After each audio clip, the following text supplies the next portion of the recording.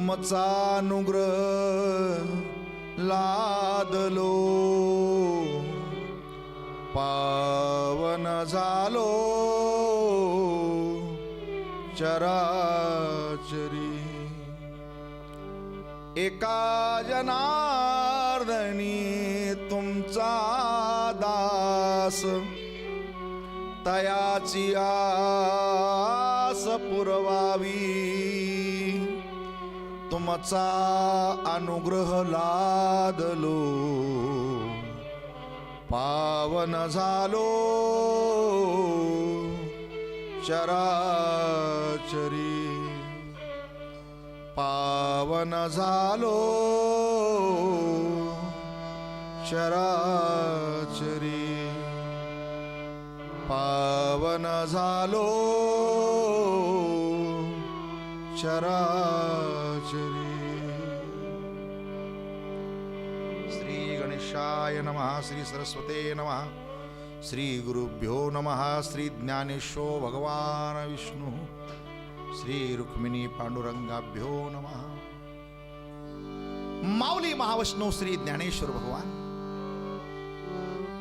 योगी पावन मनाचा या जीवनातील परमोच्च अवस्थेतून मानवी जीवनाच्या कल्याणासाठी जी पद्धती देत आहेत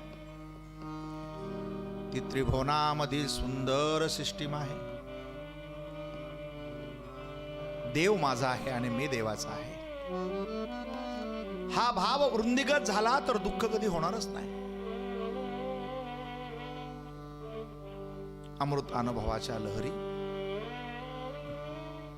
ह्या सौंदर्य लहरी असतात आणि त्या अमृतानुभवातून आलेलं जे सौंदर्य असतं ना ते कुठल्याच काळात कधीच कमी होत नाही. म्हणून अलंकारित शृंगारित होण्यापेक्षा ज्ञान लहरीने शृंगारित व्हावं. ती कधी संपत नाही. योगी पावन मनाचा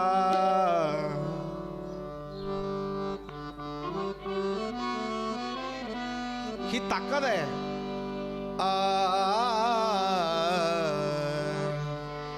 योगी पावन मनाचा योगी पावन मनाचा योगी पावन मनाचा योगी पावन मनाचा योगी पावन मनाचा योगी पावन मनाचा योगी पावन मनाचा योगी पावन मनाचा मनाचा योगी पावन मनाचा साय अपराध जनाचा साहे अपराध जनाचा जनाचा योगी पावन मनाचा योगी पावन मनाचा मनाचा योगी पावन मनाचा मनाचा साहे अपराध जनाचा साहे अपराध जनाचा योगी पावन मनाचा मनाचा योगी पावन मनाचा मनाचा योगी पावन मनाचा. हो ज्ञानदेवा, निवृत्तीनाथ मनोमनी फारच सुखावले. ज्ञानदेवा, तुम्ही काय अलौकिक काम केलंय तुमच्या लक्षात येते का? भगवान शंकरापासून एक शिष्य एक गुरु, एक गुरु एक शिष्य, एक गुरु एक शिष्य, ही अनादी काळाची चालत आलेली परंपराच तुम्ही मोडीत काढली. आणि एवढं सोपं नव्हतं, एवढं सोपं नव्हतं की एखाद्या शाश्वत अनादी चालत आलेल्या परंपरेला फाटा देऊन सिद्ध करायचं होतं. सकळासी येते आहे अधिकार, सकळासी येते आहे अधिकार, सकळासी येथे आहे अधिकार, सकळासी येथे आहे अधिकार, सकळासी येते आहे अधिकार, सकळासी येते आहे अधिकार, सकळासी येथे आहे अधिकार, सकळासी येथे आहे अधिकार. कलयुगी उद्धार हरीच्या नामे, उद्धार हरीच्या नामे,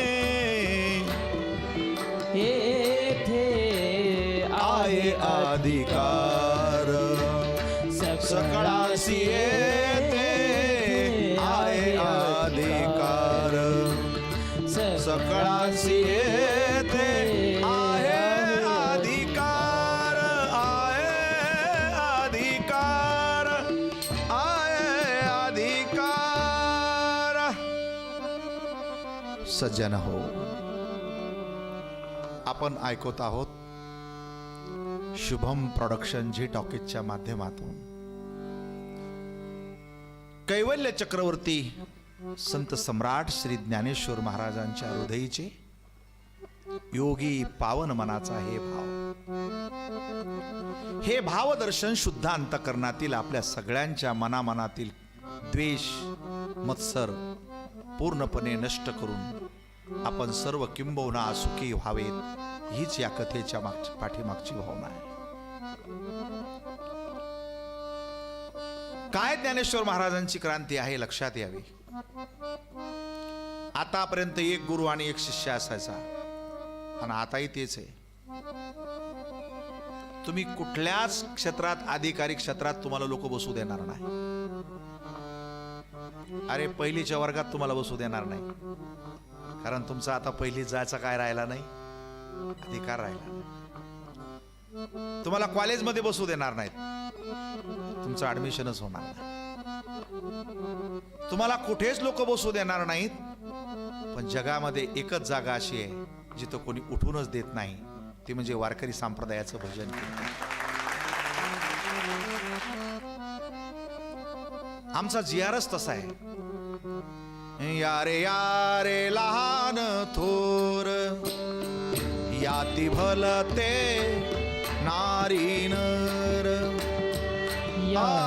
करावा विचार, न लगे चिंता गवनासी. यारे यारे लहान थोर, यारे यारे लहान थोर, यारे यारे लहान थोर. ऐकताय ना? उपेक्षित, वंचित, साधी भोळी, अडाणी, शिकलेली न शिकलेली, ही सगळी माणसं जगाच्या सगळ्या ऑफिसमध्ये नाही बसू शकत. तुम्ही एखाद्या अधिकाऱ्याच्या खुर्चीवर नाही बसू शकत. हा, तुम्ही एवढं करू शकता की तुमच्या ताकदीच्या बळावर तुम्ही अधिकाऱ्याच्या खुर्चीवर बसू शकता, पण पगार नाही ना मिळायचा. हा? तुम्हाला तेवढं करता येईल, त्याच्या खुर्चीवर बसता येईल, पण काय मिळणार नाही? पगार मिळणार नाही. इथे ज्ञानोबरायाचा मोठेपणा ऐका. इथे अधिकार मिळाला आणि जीवनाचा प्रसादही मिळाला.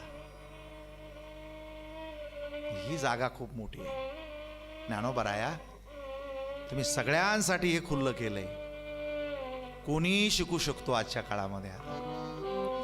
ज्ञानेश्वरी गाथा वाचण्याचा सगळ्यांना अधिकार आहे. शिक्षणाचा, ज्ञानाचा फार मोठा प्रभाव असतो.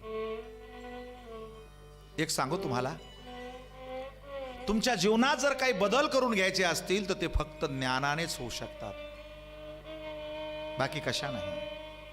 क्षेत्र कोणतेही असू द्या, व्यक्ती कोणतीही असू द्या, जात धर्म कोणताही असू द्या, देश कोणताही असू द्या, जीवनात जर काही बदल करून घ्यायचे असतील तर ते बदल फक्त विवेकानेच होतात.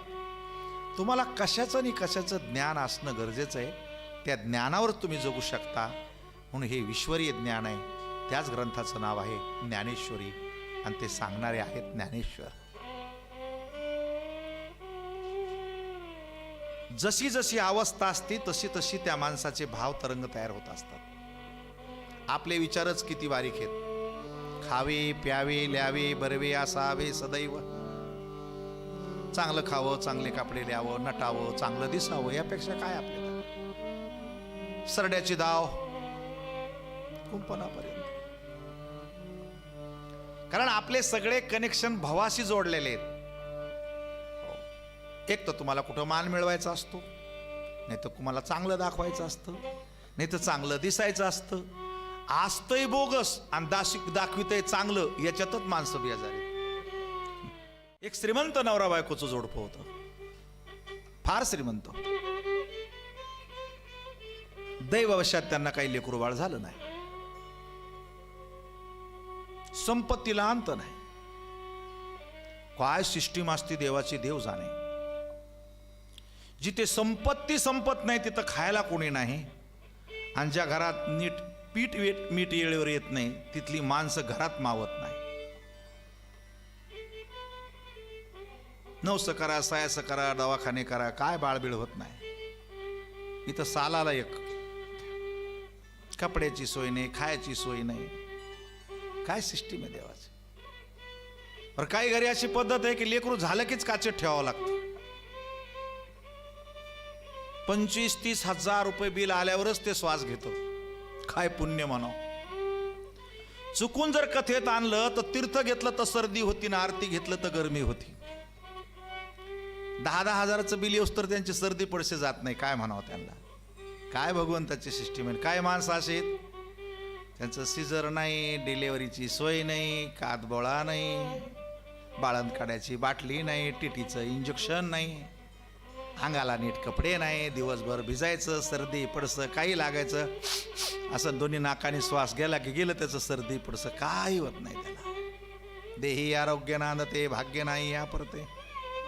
म्हणून आपल्याला योगी पावन मनाची कथा जगताना, व्यवहार करताना आणि जीवनात असताना इतकं बळ देते की तुम्ही कधीच अधिकारातून घसरणार नाही.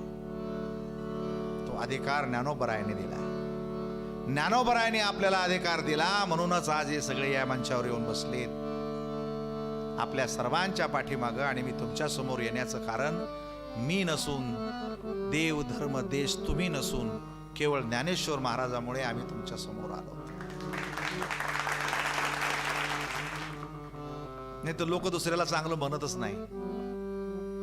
दुसऱ्याला कधी चांगलं म्हणत नाही. पण वारकरी संप्रदायात एकच ताकद आहे, येईन त्याला माऊली म्हणतात. तुम्ही करून पहा संसारामध्ये. तुम्ही सरपंचाच्या संग राहा, सरपंच फायदा करून देईल. पण सरपंचाच्या रेंज मध्ये उतरले की तुमचा कार्यक्रम लागल्याशिवाय राहणार नाही. तुम्ही आमदाराच्या संग राहून पहा. आमदार तुमचे नको तितके काम करून देईन, पण तुम्ही आमदारकीला उभे राहिले तुमचा कार्यक्रम लागला. तुम्ही मुख्यमंत्र्याच्या संग राहा, मुख्यमंत्री तुमचा फायदा करून देतील. पण तुम्ही का म्हणले मला मुख्यमंत्री व्हायचंय, तुमचा प्रोग्रामच लागला. पण परमार्थात या मंडपात तसं नाही. इथे तुम्हाला कोणतीही पात्रता नसली तरी कालचा बिनमाळकरी माणूस आज माळ घालतो आणि अख्खा मंडपातला समाज विना घेतल्याबरोबर त्याच्या पाया पडतो. महाराज ज्ञानेश्वर माऊली, महाराज ज्ञानेश्वर माऊली, महाराज ज्ञानेश्वर माऊली. अरे माणसाला, कालच्या हुकलेल्या माणसाला, जीवनात काही खरं नसलेल्या माणसाला तत्क्षणी, आणि आमच्या योगी पावन मनाची गंमत आहे का कशी आहे. तुम्हाला काही ना काहीतरी शिकावंच लागन आणि मोठ्या होण्यासाठी कुठं तरी कोणत्या तरी विद्यापीठातच जावं लागन. पण माझ्याकडे 2 विद्यापीठ असे आहेत, ज्ञानेश्वरी आणि गाथा. याला विद्यापीठच नाही, कारण याला कोणाकडे पीठ मागायची गरजच पडत नाही. ज्याला मिठा पाण्याची गरज आहे पिठाची त्याला विद्यापीठ आहे. तुकोबराय कोणत्या विद्यापीठात गेले होते? उच्च शिक्षणाच्या गप्पा मारता. ज्ञानेश्वर महाराज कोणत्या विद्यापीठात गेले होते? ते कोणत्याच विद्यापीठात गेले नाही, पण त्याच्या एका ओवीवरती लोकांना PhD मिळते. आता विद्यापीठात नोकरी मिळते. हे चालतं बोलतं विद्यापीठ आहे वारकरी संप्रदायामध्ये. आणि ऐका, कुठल्याही विद्यापीठात गेलात तुम्ही तर 10-15 वर्ष तुम्हाला त्या विद्यापीठात जावं लागेल, लाखांना रुपये द्यावा लागतील, डिग्री मिळेल, नंतर पगार सुरू होईल. माझं विद्यापीठ आहे का? ज्या दिवशी ऍडमिशन त्या दिवशी शिक्षण, त्याच दिवशी पदवी आणि त्याच दिवशी पगार. ज्या दिवशी एंट्री आहे त्याच दिवशी शिक्षण आहे, सेवा सुरू आणि संध्याकाळीच त्याचं पेमेंट. विना घ्या पदवी मिळाली महाराज, विना वाजवा सेवा पूर्ण, विना ठेवून द्या दक्षिणा आणि पाकिट तयार. ऐकलंय का? आज कसल्या शाळेच्या नादी लागलात? कुठल्या विद्यापीठाच्या नादी लागलात? जगा वेगळं विद्यापीठ आहे आमचं. ज्या दिवशी ऍडमिशन त्या दिवशी ट्रेनिंग, संध्याकाळी पगार आणि पुन्हा कॅश पगार. विद्यापीठाची लोक महिना 2-2 महिने पगार करीत नाही. आमचं विद्यापीठ असं आहे, दक्षिणा किती असो रात्री 12 वाजता मिळते. रात्री 12 वाजता जिथे सगळ्या जगाचे व्यवहार थांबतात, मार्केट कमिट्या थांबतात, व्यापार थांबतो, बँक थांबते, तेव्हा आमच्या विद्यापीठाचे चेक सुरू होतात. अरे व्यवहारात कुणाचा पैसा घेतला तर परत द्यावा लागतो. परमार्थात आयुष्यभर दिलेला कसा कधी परत करायचा नाही. म्हणून देणाराने प्रसाद म्हणून द्यावा आणि घेणाराने पांडुरंगाचा प्रसाद म्हणून घ्यावा, असं विद्यापीठ आहे आमचं. चिंता करायचं कारण नाही. अमृत अनुभव ही परमोच्च लहरी आहे, सौंदर्य लहरी आहे, ज्ञानवंतांची लहरी आहे. आणि ज्ञानाशिवाय मोक्ष नाही, ज्ञानाशिवाय सुख नाही. खूप सुंदर असा अमृत अनुभवाचा ग्रंथ लिहून झाला. ज्यांनी प्रचंड विरोध केला ते मुद्गल शास्त्री स्वतःला धन्य धन्य कृतार्थ मानू लागले आणि श्री ज्ञानराज माऊलींचे शिष्य झाले. त्या दिवशी सिद्धबेटा जणू दिवाळीच झाली. ज्या लोकांनी चांगल्या नजरेनं आमच्याकडे पाहिलं नाही, ज्यांनी आम्हाला काही मिळू दिलं नाही, आज 30 लोक आमच्या जवळ बसली, याचा खूपच मोठा आनंद झाला होता. रात्री जेवण करून सगळ्या लोकांची विश्रांती झाली. सकाळी मुक्ताई उठल्या, झाडून काढलं, सडा घातला, रांगोळी काढल्या, तुळशीला दिवा लावला, अगरबत्ती लावली, सूर्यनारायणाची पूजा केली. बाळकृष्णाच्या मूर्तीवरती मोगऱ्याच्या कळ्या वाहिल्या आणि ज्ञानेश्वर महाराजांनी काखेमध्ये ती जोडी घेतली मधुकरीची. मुक्ता, गावातून जाऊन येतो. सोपान काका सरपण आणतील, नाथ दादा पाणी भरतील आणि मी मधुकरी घेऊन येतो. ज्ञानेश्वर महाराजांच्या असं मनात आलं की या महिन्यामध्ये ही सगळी आमची कीर्ती पसरली. हिरड्या वेद बोलला, स्वर्गीचे पितर जेवायला आले, सच्चिदानंद बाबा मेलेला जिवंत झाला, ज्ञानेश्वरी ग्रंथाची महानिर्मिती झाली, चांगदेवाजवळची सगळी माणसं जिवंत झाली. आता तरी लोकांच्या मनातला मळ गेला असेल. आता तरी आमच्याबद्दल कुणाच्या मनात कटुता राहिली नसेल म्हणून थोडं आनंदानं घाईघाईतच इंद्रायणीच्या तीरी आले. इंद्रायणीचं तीर्थ घेतलं. सिद्धेश्वराचं दर्शन आणि सुवर्ण पिंपळाला प्रदक्षिणा करून शेजारीच असलेल्या महादेव भटाच्या वाड्यामध्ये ज्ञानेश्वर माऊलीने पाय टाकला. मधुकरी ओरडलास तो आतून. आलीच संन्याशाची कार्टी पुन्हा. अरे तुमचं काळं पांढरं कसं होत नाही. सकाळीच तोंड दाखायला दारात आला. जगाची तिरस्काराची अवस्था सांगतोय की सगळं कळूनही लोक मानायला तयार नाही. ज्ञानेश्वर महाराज आहेत ते, विश्वशांतीचा महासागर, भूदेव. का आमच्याविषयी मनात एवढा वैरभाव आहे? आम्हीही माणसंच आहोत. आमच्या बाबांनी देहांत प्रायश्चित्त घेतलंय आणि पैठणकरांनी शुद्धीपत्र दिलंय. हे शुद्धीपत्र, त्या शुद्धीपत्रावरती महादेव भटांनी लात मारली. असेल पैठणकराचं शुद्धीपत्र, आम्हाला मान्य नाही. आणि जशी लात महादेव भट्टांनी शुद्धीपत्राला मारली तसा त्याचा पायच पांगळा झाला. अंतकरणात डचकलं ते. अरे बापरे, ही काहीतरी वेगळी गोष्ट आहे. पण खूप अपमान झाला माऊलीचा.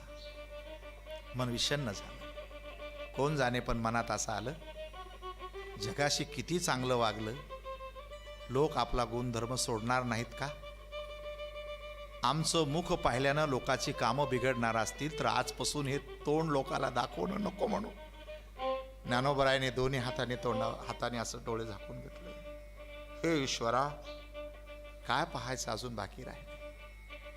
आमची तोंड पाहण्याचा सुद्धा लोकाला त्रास होतो. नको या जगात पुन्हा राहणे. रागाच्या भरामध्ये सिद्धबेटामध्ये आले. मुक्ताई कुठंतरी आजूबाजूला गेल्या होत्या. ताटी आतून लावून घेतली, ध्यानस्थ बसले. अज्ञान, द्वेष, मत्सर हे राक्षसापेक्षा 1000 पट भारी नाही. राक्षस एकदाच मारीन, पण क्रोधी माणसं आयुष्यभर मारत राहतात. इस्तो परवडतो, तो मेल्यावरच जाळतो, पण दुष्ट माणसं चिंतानं कायम जाळत राहतात. आता मला कुणाची भेट घ्यायची नाही, मला कुणाला काही सांगायचं नाही. ज्ञानेश्वर महाराजांनी दार लावून घेतलं. मुक्ताई आल्या, नाथदादा आले, श्री सोपान काका आले. कोणी लावलंय आतून ताट? ताटी लावली कोणी? ज्ञानदादा तर मधुकरीला गेले होते. मग मधुकरी मिळाली नाही काय? लोक अजूनही आपल्याला मानायला तयार नाहीत. आतून काही आवाज येईना. दादा, दार उघड दादा. काय झालंय? कोणी बोललं का तुम्हाला? आळंदीमध्ये तुमचा अपमान केला का कोणी? दादा, बाहेर या. पण आतून काही प्रतिसाद येईना, काहीच प्रतिसाद येईना. मग मुक्ताबाई ताटीच्या जवळ आल्या. दादा, या पर्णकुटीची काय ताटी लावून घेतलीस? जगामध्ये लोकांच्या डोळ्यावर आलेल्या अज्ञानाची ताटी बाहेर काढण्यासाठी तुमचा जन्म झालेला आहे. तुम्ही साधी माणसं नाही, संसारातली माणसं नाही. तुम्ही अशा अवस्थेमध्ये आहात जिथून तुम्हाला जगाला बाहेर काढायचं आहे.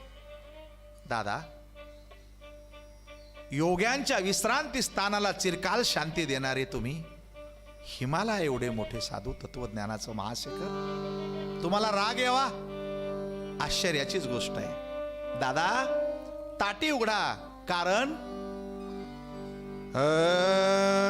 योगी पावन मनाचा, योगी पावन मनाचा, योगी पावन मनाचा, योगी पावन मनाचा, योगी पावन मनाचा, योगी पावन मनाचा, योगी पावन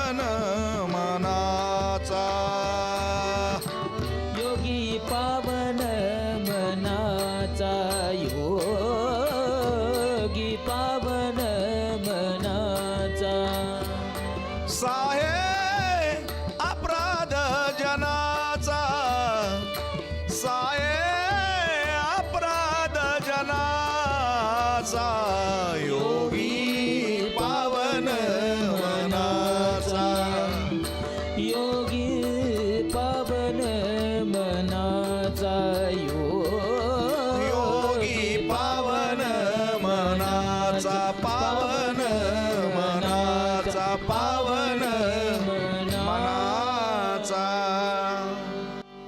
दादा, मनाला लावून नका घेऊ.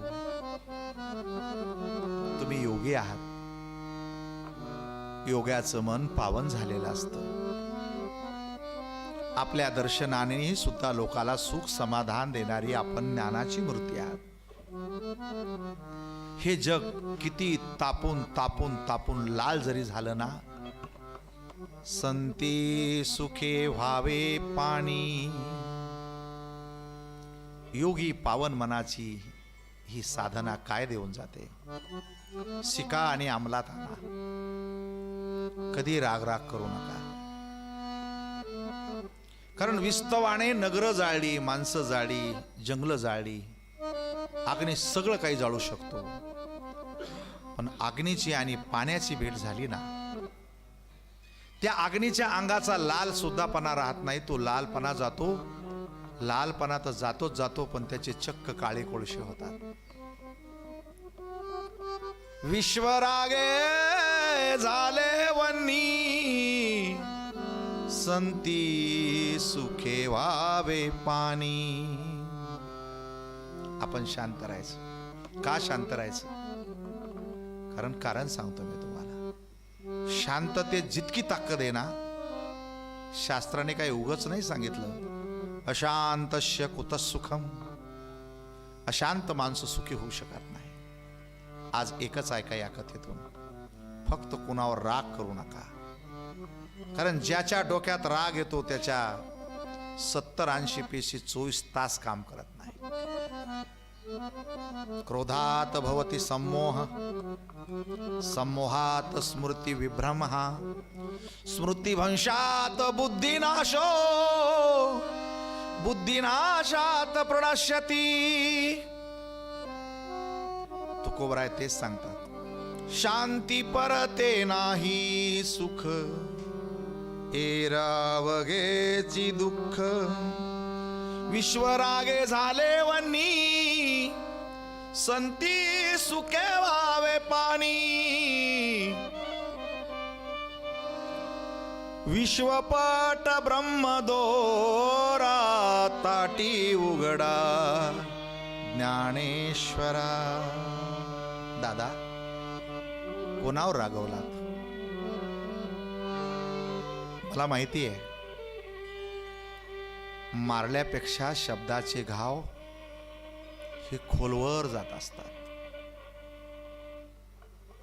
चापट मारलेली माणूस विसरून जातो, पण त्याचा समाजात एकांतात जर अपमान केला तो मरेपर्यंत कधी विसरत नाही. शब्दशस्त्रे झाले क्लेश, संती मानवा उपदेश. लोक जर बोलले असतील, रागावले असतील, तर तुम्ही राग मानू नका ना दादा. ताटी उघडा. तुम्ही सामान्य माणसं नाहीत. इंद्रिय जिंकून संन्यास धर्म स्वीकारलाय आपण. आणि संन्यास या शब्दाचा अर्थ होतो ज्यांनी 6चा नाश केला. मी माझी आठवण विसरले जयाचे अंतकरण, पार्था तो संन्यासी जान निरंतर. दादा, आपणच ज्ञानेश्वरीमध्ये ही ओवी टाकली ना, मग सुख सागरी वास झाला, उंच नीच काय त्याला. दादा, आकाशामध्ये विमानात बसलेल्या माणसाला जशी खालची माणसं लहान दिसतात, ती बराबरीची येऊ शकत नाही. तसं तुम्ही जीवन जिंकून एवढ्या उंच पदावर जाऊन बसलात, आणि कोण माणूस बोललाय म्हणून तुम्ही रागावून बसलात. आहो आपण जैसे व्हावे, आहो आपण जैसे व्हावे, देवे तैसेची करावे. तुम्ही तरुण विश्वतारा, ताटी उघडा ज्ञानेश्वरा. दादा, मी काय सांगू तुम्हाला, जगातले सगळे अंक एकापासूनच तयार होतात ना. दोन जन्माला कधी आले नाही दादा. दोन ही कल्पना केलेली आहे. दोन म्हणजे कोण हो? मला दोन काढून दाखवता काय? दोन हे अस्तित्व नाही, दोन व्यक्ती नाही जगामध्ये, द्वैत नाही दादा जगामध्ये. दोन तयार करण्यासाठी एकाला डबल एक म्हणावं लागतं. एक अधिक एक दादा, तेव्हा बराबर दोन होतात. मग दोनाच्या पोटात कोण आहे? दोनाच्या पोटात एकच आहे दादा. दोनाचे दोन केले तर चार होतात, पण दोनाचे तीन करण्यासाठी पुन्हा एकाचाच आधार घ्यावा लागतो दादा. चाराचे 8 होतील, पण चाराचे 5 करण्यासाठी पुन्हा एकाकडेच यावं लागेल. असे 100 पर्यंत, लाखो कोटी पर्यंत जरी तुम्ही आकडे मोजलेत ना, तर त्या प्रत्येकामध्ये एकच बसलेला असतो. तर संपूर्ण प्राणी मात्रात, चेतन आणि जड असलेल्या संपूर्ण ब्रह्मांडात फक्त एक चैतन्य भरून उरलेला आहे दादा. कुणावरती राग करता तुम्ही? कुणावरती राग करता? एकापासूनी एक झाले, एकापासूनी एक झाले, त्यासी पाहिजे सांभाळिले. अरे आपण आहे म्हणून मुलगा आहे, मुलगा आहे म्हणून नातू आहे, नातू आहे म्हणून पंतू आहे. त्यासी पाहिजे सांभाळिले. काळजी घे त्याची, कारण ते आपल्यातूनच आलेलं आहे. शून्य साक्षीत्वे समजावे, वेद ओंकाराच्या नावे. तुम्हाला त्रास झाला मला माहिती आहे, कारण ज्याला कुणाला गर्व होतो ना, त्या गर्वामुळेच लोकाला त्रास होतो. एक उंचपणे केले, एक अभिमाने गेले. खूप माणसं शिकतात, ज्ञानी होतात. सगळं पचतं या जगामध्ये दादा, फक्त ज्ञान पचत नाही. वाघिणीचं दूध पचेल, पापाचा पैसा पचेल, खून पचतील, मारामाऱ्या सगळं पचेल तुम्हाला, पण ज्ञान पचणार नाही. ज्ञान भयंकर मोठी शक्ती आहे. ती ज्याच्याकडे येते का पहिल्यांदा त्याच्याच वाट जाती. विशेष न लगे अज्ञाना पाठी, सज्ञानाच्या झोंबे कंटी नाना संकटी नाचवी. अहंकार ज्ञानी माणसाचा जास्त घात करतो. म्हणून इतके टाकून शांती धरा, इतके टाकून शांती धरा, इतके टाकून शांती धरा, इतके टाकून शांती धरा, इतके टाकून शांती धरा, इतके टाकून शांती धरा, इतके टाकून शांती धरा, इतके टाकून शांती धरा. ताटी उघडा ज्ञानेश्वरा, ताटी उघडा ज्ञानेश्वरा. इतके टाकून शांती धरा, इतके टाकून शांती धरा, इतके टाकून शांती धरा. ताटी उघडा ज्ञानेश्वरा, ताटी उघडा ज्ञानेश्वरा. इतके टाकून शांती धरा, इतके टाकून शांती धरा, इतके टाकून शांती धरा. शांती धरा, शांती धरा.